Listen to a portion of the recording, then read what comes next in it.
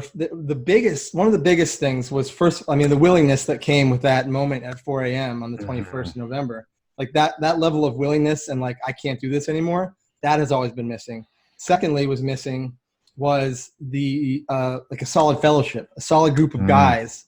Because every time I move to a new city, it's like, let's go to the bars and meet people. That's the easiest way. That's how bar, right? So that also leads to it's like they say, you go to a barbershop enough times, you're gonna get a haircut. Like, well, I'm bald anyway, so it doesn't matter. But anyways, so this time when I moved to San Francisco, instead of like basing my friends group, like I would go to the bars to watch football games here and there, but my major friends groups were based in AA meetings. Like I found a bunch of great AA meetings. They're men's meetings. And I filled my phone with guys in AA. Just like guys and now to this day, probably out of like 6 of my best friends, 4 of them are these guys. Like, and it's crazy because like, that's the one thing, like to have like, it's accountability. Yeah. It's having like, it's not even like making me accountable to you. It's like, listen, I value our friendship. I don't want to do something like if I go drink, like it's going to mess up our friendship. Like there's an element to that, but they're like, and then there's an element to like starting to build a life that you care about. Like I moved to San Francisco and all these things started falling into place.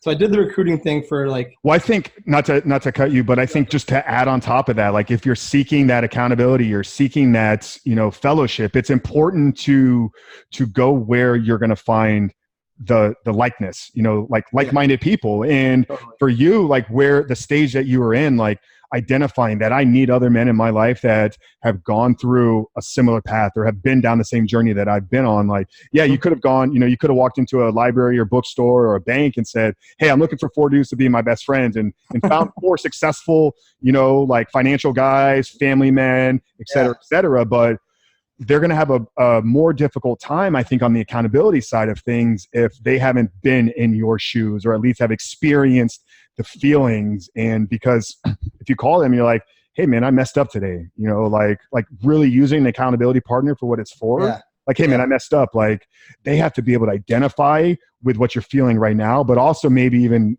understand the temptations that led you to that. So I think that's a very key point to just add on top of that fellowship or accountability, brotherhood, whatever you want to call it, having men in your life that have been where you are, and maybe are a step or 2 ahead of you, because that's ultimately, like, as you're about to say, I think, creating the life that you want to live, like you need to have an example very close to you in your life of who that person is.